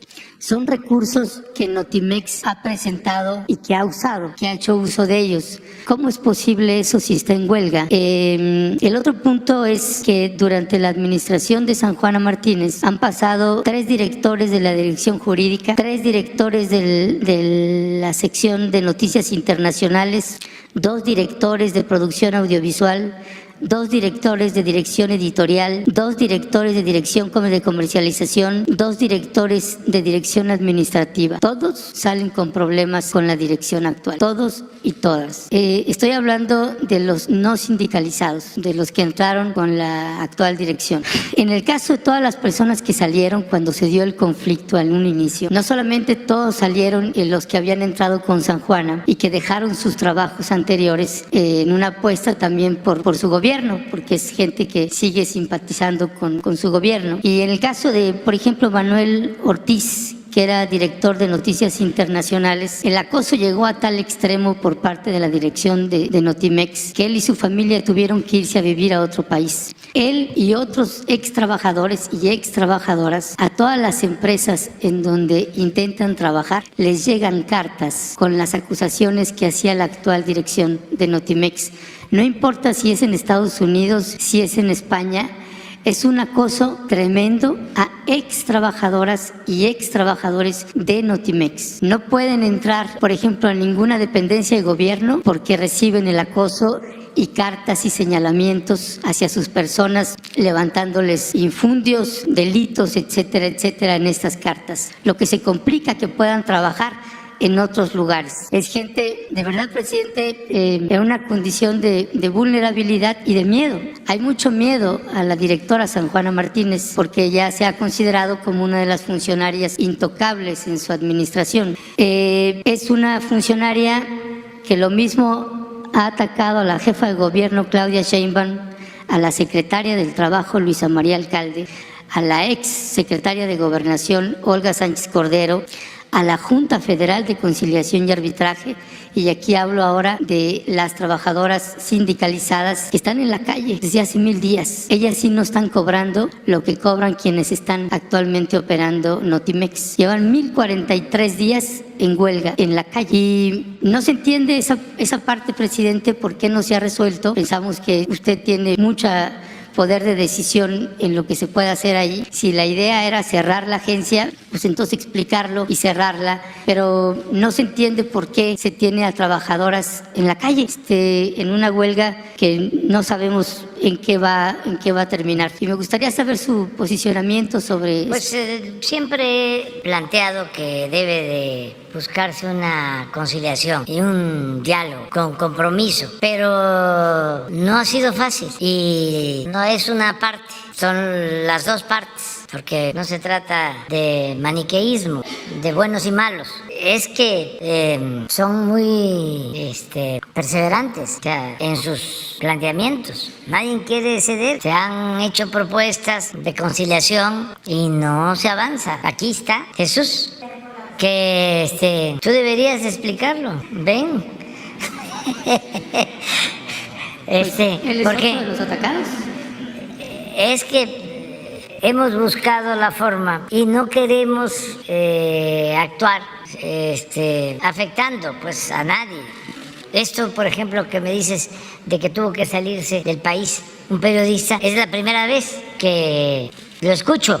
Y la verdad, pues sí creo que no había necesidad, ¿sí? Porque hay libertades plenas y no se persigue a nadie. Y además, si fuese así, que mandaran cartas, como cuando despiden a trabajadores para desinformar sobre la conducta del trabajador, de que son trabajadores muy conflictivos y no se les dé oportunidad de trabajo, se les boletina, ¿sí? Eso es una medida autoritaria, ¿sí? Y si lo están haciendo, pues aprovecho para decirle que no tomen en cuenta eso y que aquí en el Palacio puede entrar quien quiera y a cualquier oficina pública. No se le puede negar la oportunidad de hacerlo a nadie. Pero a ver, Jesús.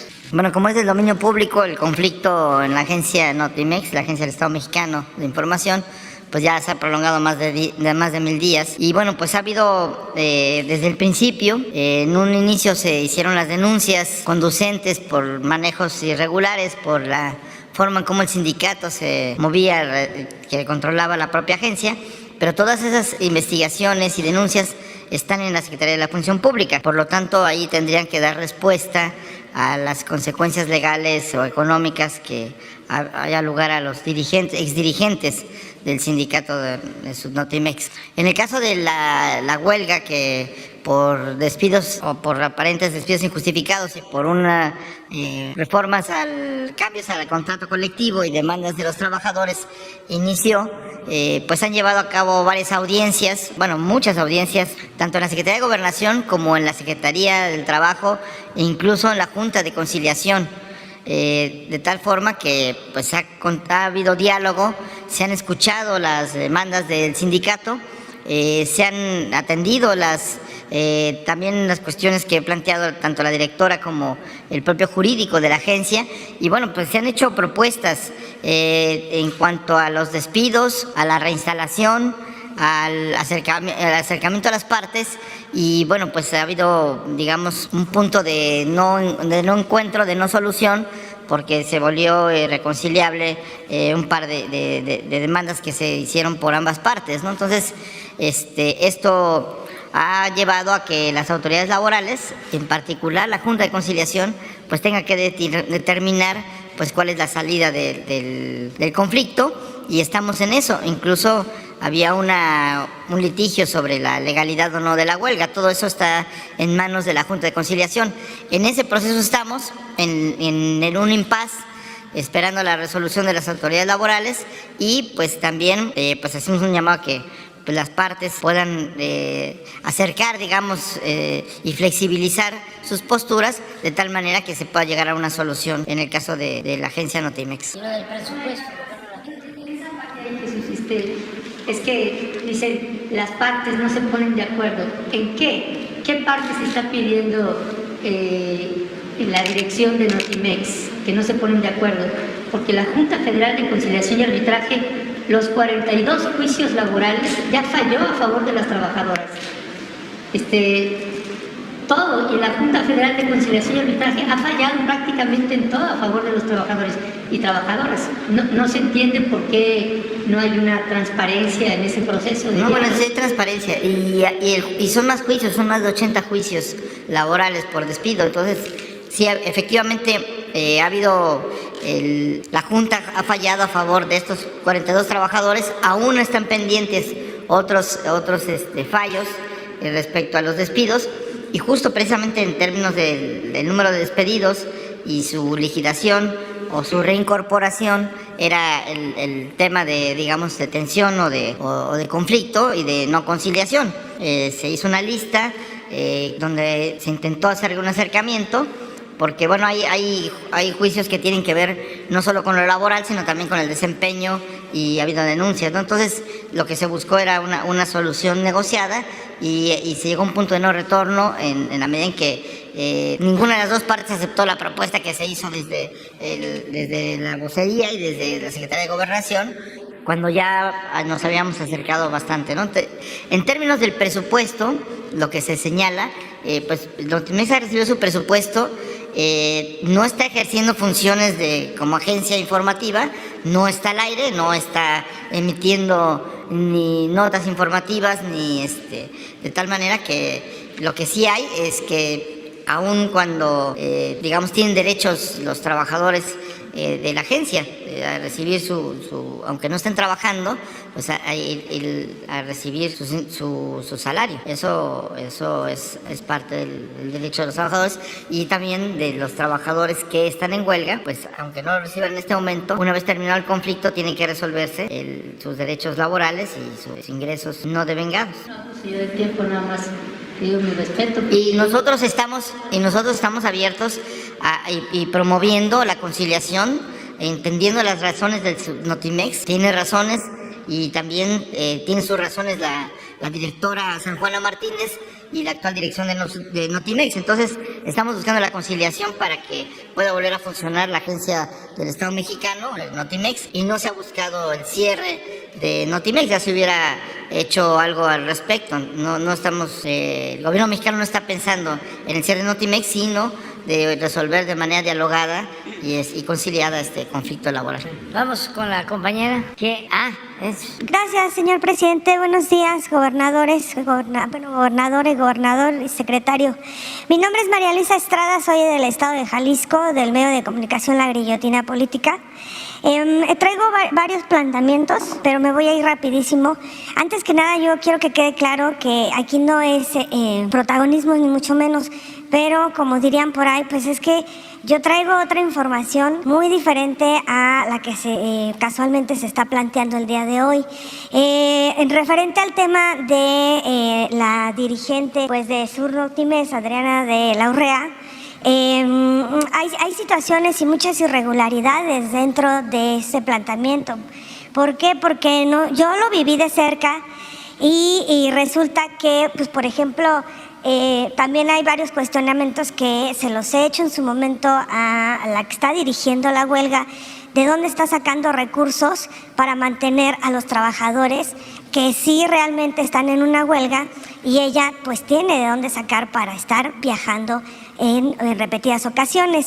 La otra, usted debe de acordarse que se hizo el planteamiento aquí por medio del periodista Rodolfo Montes de un encuentro nacional de periodistas en San Cristóbal de las Casas por los lamentables hechos en enero, ya va a ser un año, de varios colegas, incluso uno de ellos fue maestro mío.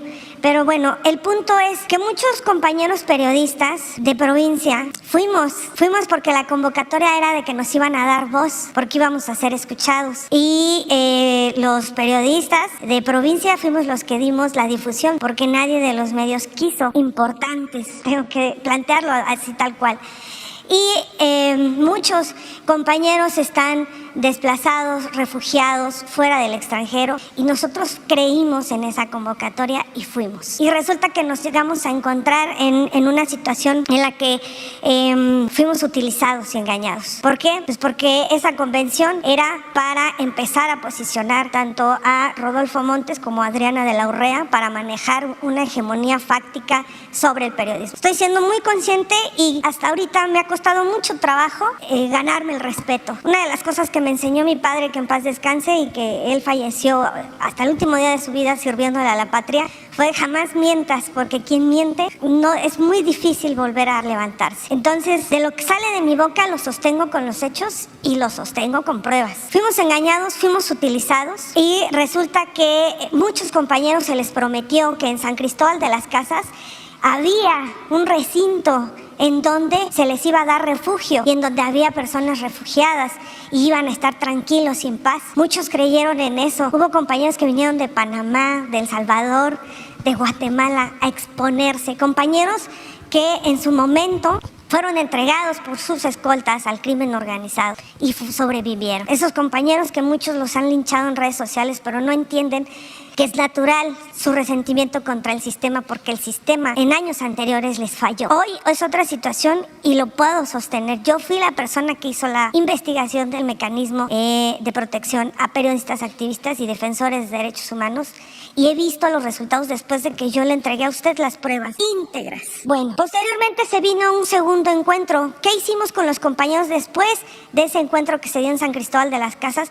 Nos tuvimos que organizar nosotros para devolverlos a sus zonas de refugio, porque nos encontramos con la situación de que era mentira lo que había prometido Rodolfo Montes. Efectivamente, ese encuentro fue realizado por su familia del compañero, que en paz descanse, que fue asesinado cobardemente por la espalda y enfrente de su familia después de haber llegado de celebrar el cumpleaños de su madre, el señor Freddy, que en paz descanse. Pero también constatamos que fue utilizada la familia de Freddy. Bueno, se vino un segundo encuentro en el cual, pues igual ya no asistieron periodistas, solamente selectos. Hubo una ONG, que yo la llamo la ONG de los periodistas de Apincel, y lo digo en buena lid, porque es la única que está viendo por los que nos están asesinando. Usted hace unos días decía que a los que están matando pues son a los de provincia, y es real, porque sí es cierto, las banquetas son extremadamente angostas. Bueno, yo asistí a ese encuentro que fue en la Facultad de Ciencias Políticas de la UNAM, y resulta que ese encuentro lo organizaron dos hijos, bueno, papá y hijo, que son conocidos como los Meléndez. Incluso yo estaba transmitiendo en vivo, y a quien guste puede ver esa transmisión. Meléndez hijo me amenazó en un encuentro en donde era supuestamente para periodistas, activistas y defensores que han asesinado,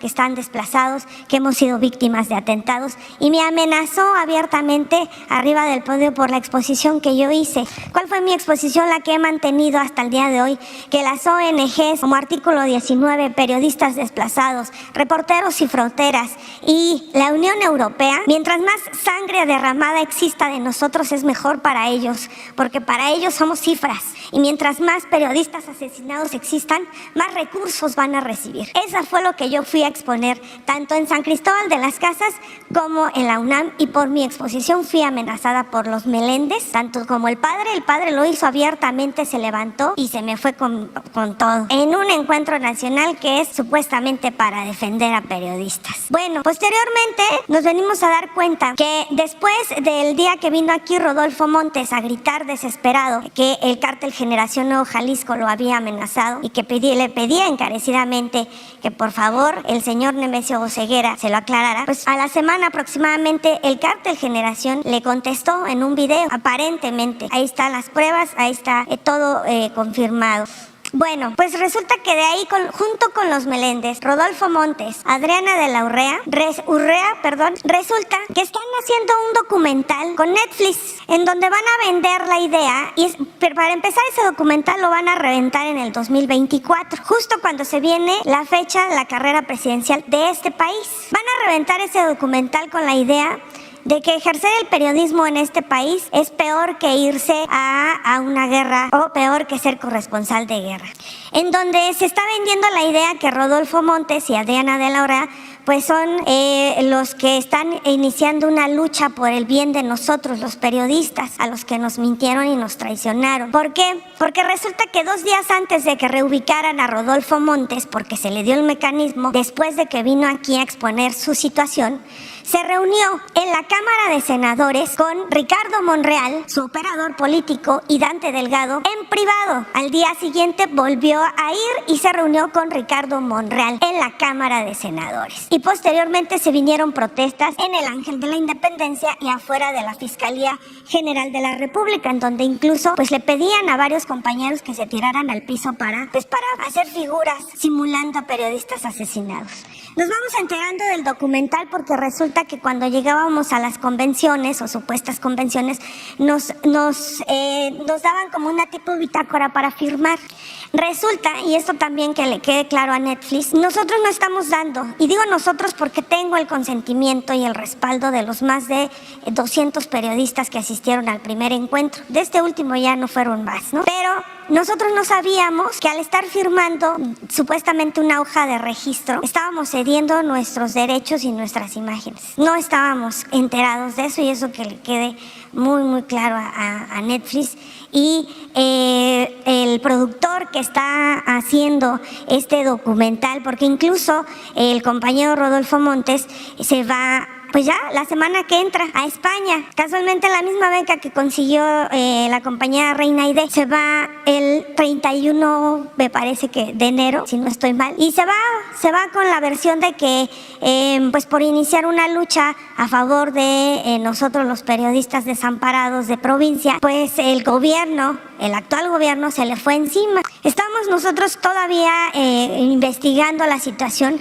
¿Por qué? Porque se puso en riesgo a muchas vidas de muchos compañeros que fueron timados y utilizados para tratar de formar un medio hegemónico fáctico. Ahora, referente a esto, yo le preguntaba una vez a Adriana de la Urraz, bueno, si estuvieras tan preocupado por los compañeros que de verdad sí están haciendo huelga y que de verdad no están percibiendo ni un centavo, ¿por qué no renuncias? Mi pregunta aquí con todo este planteamiento, señor presidente, es, ante la situación de Notimex y Surnotimex, ¿no ameritaría una decisión salomónica por parte de usted como presidente de la República? Ese es mi primer planteamiento. Pues sí, pero vamos a ver qué resolvemos.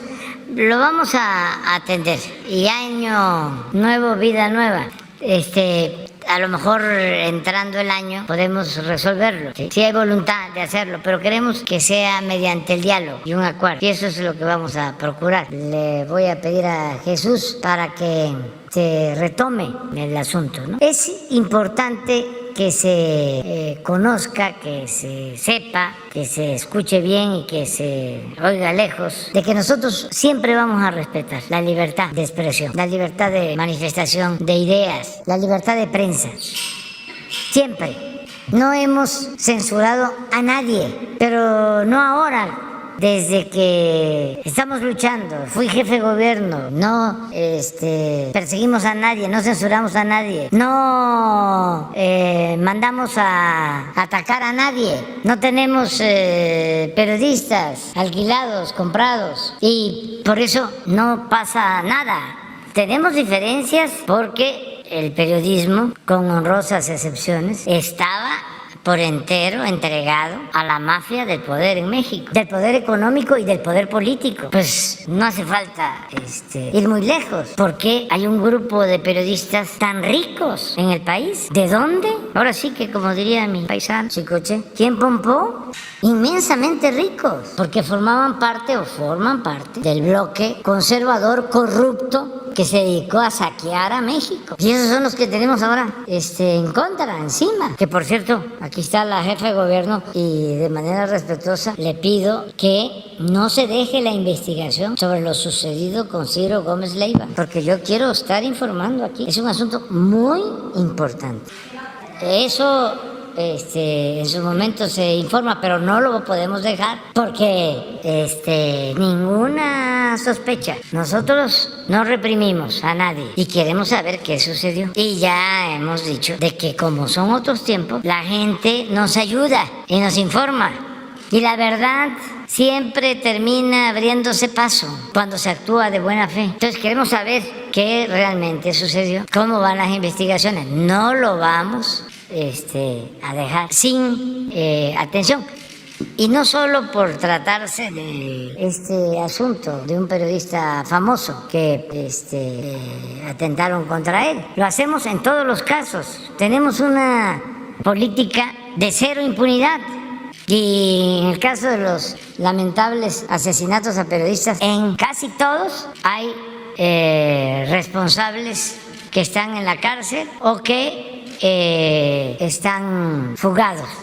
Creo que de los 13 casos, a ver si los pones de favor, un caso o dos solo, no tenemos responsables, autores materiales, intelectuales. Y ya hay incluso juicios, ya están sujetos a proceso. Eso no se daba antes. Entonces, no es nada más el caso de decir, es que queremos ver, aquí están, tenemos 13 casos de este año y en casi todos, mire, detenidos o buscados. Este es el que hablaba de Victoria, que nos ha costado más, de Ciudad Victoria. Un conductor de un programa de radio y los dos, ¿no?, últimos. Pero son 32 detenidos o buscados, de los cuales 5 están sentenciados y 20 están vinculados a proceso. Sí, son los asesinados, pero sí queremos ver el asunto de decir, o sea, no que se pasó el tiempo, imagínense, queda eso ahí sin aclarar, ¿sí? Se tiene que aclarar. A ver, es que es interesantísimo terminar el año así, para que no nos esté queriendo arrinconar, ¿cómo se llama este artículo 19? Sí. Artículo 19, periodistas desplazados. Sí, se está trabajando conjuntamente. Sí. Se está trabajando conjuntamente la Secretaría de Seguridad Ciudadana del Gobierno de la Ciudad. Por supuesto, todas las imágenes del C5 y pues la encargada de la investigación, que es la Fiscalía General de Justicia de la Ciudad de México. Como ustedes saben, se tiene identificada una motocicleta y algunos vehículos, no solamente uno, sino vehículos que participaron en el evento. Uno de los vehículos se conoce que no solamente lo siguió ese día, sino algunos días anteriores. Hay una ubicación de dónde está este vehículo y de las personas, digamos, de los autores materiales. ¿Por qué no se ha dado información más allá de esto y de lo que se informó en su momento? Pues por las propias características del caso, por el establecimiento, de acuerdo a lo que dice la Fiscal General de Justicia, que ella participa en nuestro gabinete, de la elaboración de la carpeta de investigación y que todo quede perfectamente, que no haya ningún problema en el momento de las detenciones, y lo vamos a seguir informando. Hasta ahí yo lo dejaría para no decir un poco más de la propia investigación. ¿Con el gobierno del Estado de México? También, recuerden que la motocicleta se fue hacia el Estado de México y se ha estado trabajando con el fiscal del Estado de México particularmente. No quisiera decir más porque, pues, evidentemente hay secrecía en la investigación porque se requiere, pero nuestro compromiso es que esto no va a quedar impune. ¿Gobernador de eso, gobernador? No, yo creo que pues es parte de las investigaciones que estamos haciendo. Ya se habló bastante. Perdón. Muy bien, y le tenemos toda la confianza a Claudia, a la fiscal Ernestina Godoy, y nada más es para que no se piense que ya se quedó en el olvido y que va a haber impunidad, ¿no? Nada más para complementar el asunto, todo esto está siendo, y a las pruebas me remito, todo esto está siendo financiado por Enrique Krause por medio de Jorge Meléndez padre. Y quien quiera se lo puedo demostrar. Y el hijo trae 4 carpetas de investigación, el que me amenazó por mi exposición, por hechos delictivos, porque incluso él también estuvo trabajando en Notimex, y también por agresiones contra mujeres. Pero bueno, ese es el asunto. El segundo planteamiento ya es rapidísimo. Mi estado, Jalisco. Resulta que mi estado, pues después de ser uno de los estados más bonitos, ¿por qué? Por diferentes situaciones, pues hoy pasa a ser uno de los estados pues más peligrosos de la República. Y a nivel nacional e internacional, pues pasamos a ser el estado con más desaparecidos. Nunca antes registrado en la historia de Jalisco, y en Jalisco ha pasado el PAN, el PRI y ahora Movimiento Ciudadano, al frente Enrique Alfaro. A partir de que llegó Enrique Alfaro, vamos a hacer de cuenta que pues, él empieza a finales del 2018, en diciembre, cuando toma protesta, y a partir del 2019 se destapó la cloaca de una manera impresionante. Sus cifras dice que son pues más o menos como 4,000 desaparecidos. No es verdad. A mitades de este año, el INEGI estaba informando que eran aproximadamente 14,000. Nosotros hemos hecho una investigación y un como tipo cotejo de cifras con los diferentes colectivos que han estado encontrando en Tlajomulco de Zúñiga, en la barranca de Huentitán, fosas, en donde se han llegado a encontrar hasta 50 bolsas de basura, de esas bolsas industriales, de las enormes, con cuerpos. Y las cifras que hemos logrado recabar son aproximadamente casi los 22,000 desaparecidos a partir de que llegó Enrique Alfaro al estado de Jalisco. Los municipios en donde hay más desaparecidos es Tonalá, Tlaquepaque, Tlajomulco de Zúñiga y pues también ya entró Guadalajara.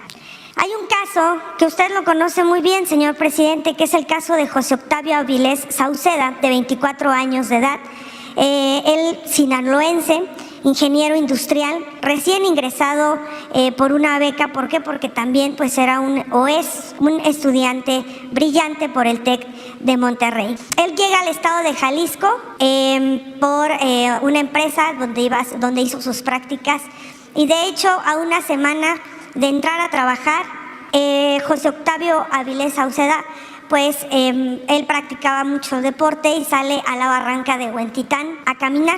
Él llega a la barranca aproximadamente a las 7:45 de la mañana en marzo, 28 de marzo. La última grabación que se tiene es pues viendo a José Octavio que se dirige hacia la barranca. El 26 de mayo del 2022, la familia de José Octavio logró tener contacto con usted cuando pues fue a, a Sinaloa. Incluso la señora le entregó una carta. Usted en su momento le pidió a la secretaria Rosa Isela que recibiera a la familia. Al otro día la familia se dirigió en novena zona militar. Pero no sé si esto, la secretaria no está enterada, pero resulta que no la recibió la secretaria, la recibió una señorita en su nombre. He tomado la decisión de guardar el nombre de la señorita para no poner en aviso a nadie, pero sí que está enterada la secretaria Rosa Isela que recibieron a la familia en su nombre. De ahí la fiscal de Sinaloa salió a dar una declaración pues para quedar bien, donde dijo que la Fiscalía se iba a comunicar con la Fiscalía de Jalisco y para localizar a José Octavio. ¿Por qué hago énfasis con José Octavio Avilés Sauceda? Porque todos los casos que se están dando de desaparición son muy similares.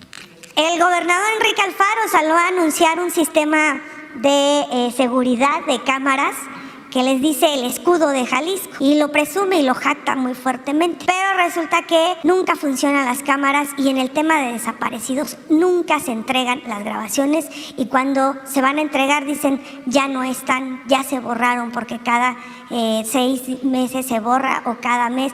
Son diferentes versiones. Se hizo una fuerte búsqueda en el caso de José Octavio, pero tal pareciera que se lo tragó la tierra. Y así está pasando con los desaparecidos en mi estado. Son hombres en promedio de 14 años hasta 38, 40 años. Salen a trabajar, salen a la escuela y desaparecen. No hay registros de grabaciones porque la Fiscalía General del Estado de Jalisco no quiere entregar las grabaciones y las familias son amenazadas y van a denunciar los delitos. ¿Qué está pasando en el Estado de Jalisco, señor presidente? No se le puede hacer este tipo de cuestionamientos a Enrique Alfaro. ¿Por qué? Porque Enrique Alfaro, y lo voy a decir, te amenaza y te amedrenta y utiliza a la Fiscalía y a la Policía Estatal para empezar a hostigarte. Hay mucha indignación en el Estado por parte del gremio de la prensa porque en su informe salió tal cual, y ahí están las grabaciones, amenazar a la prensa local. ¿Por qué? Porque la prensa estamos cansados, estamos hartos de que salga a mentir con tanta impunidad,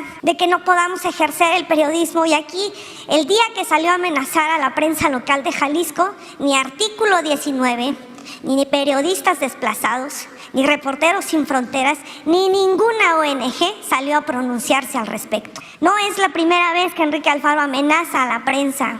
Recordemos el caso del compañero y colega Ricardo Ravelo, que lo amenazó por una investigación que sacó, que no es un secreto, que Enrique Alfaro está siendo investigado por el gobierno de Estados Unidos por nexos con el crimen organizado. Y mi pregunta aquí es, los desaparecidos, las desaparecidas, ¿a dónde se los llevan? ¿Por qué tantas cifras en un solo estado? ¿Por qué tantas fosas? ¿Y cuántas más no habrá a lo largo y ancho de Jalisco? Casos como el de José Octavio Avilés Sauceda, hay miles en un solo estado, que es Guadalajara, Jalisco, que está gobernado por Enrique Alfaro. La versión es, o se los lleva el crimen organizado, o se los llevan redes de tratas de blanca, de prostitución. Pero también está el otro tema que a muchos les da pavor tocar, pero hay que decirlo, también existe el tráfico de órganos. Ojalá un día pudiera explicar el secretario de Salud cuáles son las medidas que se llevan cada que se realiza un trasplante de órganos. ¿Cuáles son los estados que han aumentado el trasplante de órganos cuando sabemos que es un tema muy complicado para que alguien quiera donar? Milenio, a mediados de este año, sacó una nota que uno de los estados que había aumentado el 34% del trasplante de órganos es el Estado de México. Pero también el Estado de Jalisco ha aumentado de una manera importante el trasplante de órganos. ¿Cuáles son las regularidades que se llevan para esto? ¿Cuáles son las medidas? ¿Cómo se rastrea? ¿Cuál es el control que se lleva referente al tema del trasplante de órganos? ¿Y qué está pasando en el estado de Jalisco, señor presidente? ¿Qué está pasando? Gracias. Bueno, pues miren, en este caso creo que para dar respuesta sobre tus preguntas le vamos a volver a pedir a Rosa Isela Rodríguez que platique contigo y que se aclare. Ella es la secretaria de Seguridad Pública. Yo lo que quiero es dejar de manifiesto de que aquí se expresan opiniones sin censura. Esta es una conferencia, un diálogo circular completamente libre. No hay censura en general.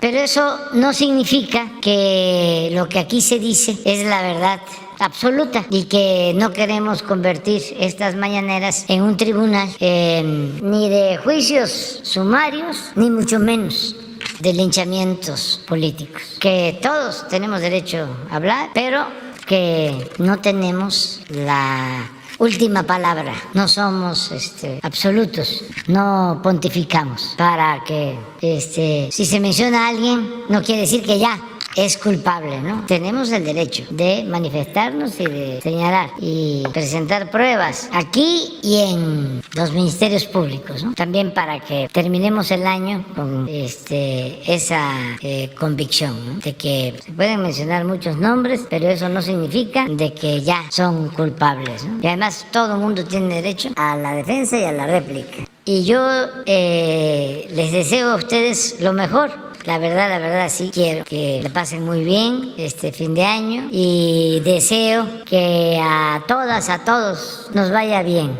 A ustedes y a todo el pueblo de México. Mujeres, hombres, amigos, adversarios, a todos. ¿Y qué deseo?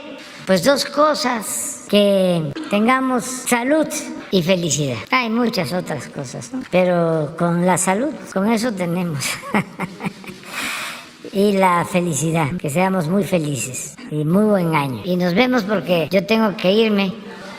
Vénganse a la foto, vámonos. Invitamos a Alfredo y a